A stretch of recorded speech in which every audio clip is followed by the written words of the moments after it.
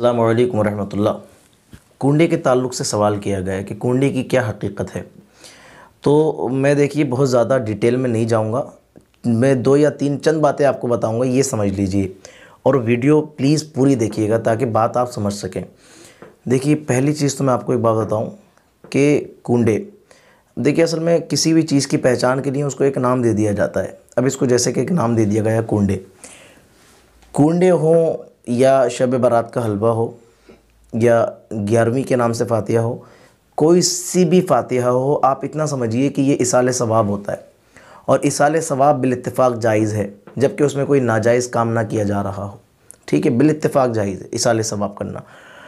अब इसमें लोग पूछते हैं कि क्या कूंडे ही होना ज़रूरी है? कूंडे एक्चुअली उसको मिट्टी के वो बर्तन होता है, उसको कूंडे कहते हैं कि वो उसको भरना ही ज़रूरी है पूरी वगैरह के साथ, तो ऐसा बिल्कुल भी ज़रूरी नहीं है। और इसाले सवाब करना, आप इसके ताल्लुक़ से मसला समझ लीजिए, इसाले सवाब करना मुस्तहब होता है।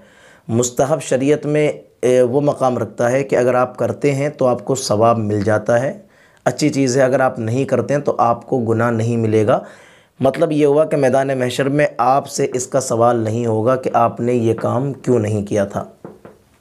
तो हज़रत इमाम जाफ़र सादिक़ रज़ियल्लाहु ताला अन्हु के लिए इसाले सवाब किया जाता है। अब ये कूंडे की शक्ल में इसमें पूरियाँ वगैरह भरी जाती हैं, तो आप ये समझ लीजिए कि ये कोई मैंडेटरी नहीं है, ये नाजायज़ भी नहीं है। इतना समझिएगा कि ये नाजायज़ भी नहीं है। ज़ाहिर सी बात है कोई अम्र इसमें ऐसा है नहीं कि जो नाजायज़ हो।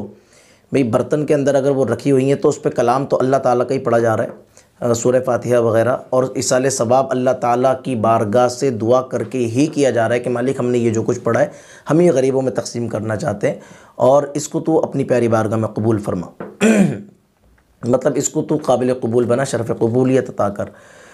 लेकिन ज़रूरी बिल्कुल भी नहीं है उसको मतलब कि कूंडे में ही हो। अगर बिल्कुल भी कुछ नहीं है, आप सिर्फ़ अल्लाह ताला के बारगाह में हाथ उठाइए, हज़रत इमाम जाफ़र सादिक़ रज़ियल्लाहु ताला अन्हु की बारगाह में इसाले सवाब करिए, अल्लाह ताला शरफ़ कबूलियत अता फ़रमाएगा। यकीनन वो बेनियाज़ है, उसको किसी चीज़ की कोई ज़रूरत नहीं है, वो क़ादिर मुतलक़ है और उसके ख़ज़ानों में कोई कमी नहीं।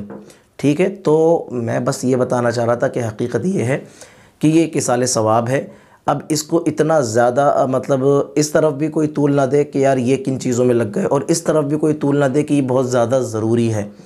इस्तिहबाब के दर्जे में है, करेंगे तो सवाब है, नहीं करेंगे तो गुनाह नहीं है। लेकिन अगर कोई बंदा ये कहे कि नहीं कूंडों में सिर्फ वो बर्तन ही होना चाहिए और फिर वो पूरियाँ ही होने चाहिए, तो वो ये काम गलत कर रहा है, वो ज़्यादती कर रहा है, शरीयत में अपनी तरफ से फ़तवा दे रहा है। वो फ़तवा जो कुरान और हदीस के ख़िलाफ़ है, ज़रूरी वाली कोई बात नहीं है। हाँ, इसको करेंगे तो आपको सवाब मिलेगा। और सबसे बेहतर चीज़ ये है कि अफ़ज़लुल इबादत नमाज है।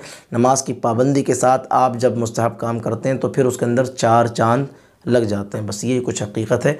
मैं समझता हूँ कि आप बात समझ गए होंगे। अल्लाह अज़्ज़ व जल हमें अमल की तौफ़ीक़ दे। आमीन। अल्लाह हाफ़िज़।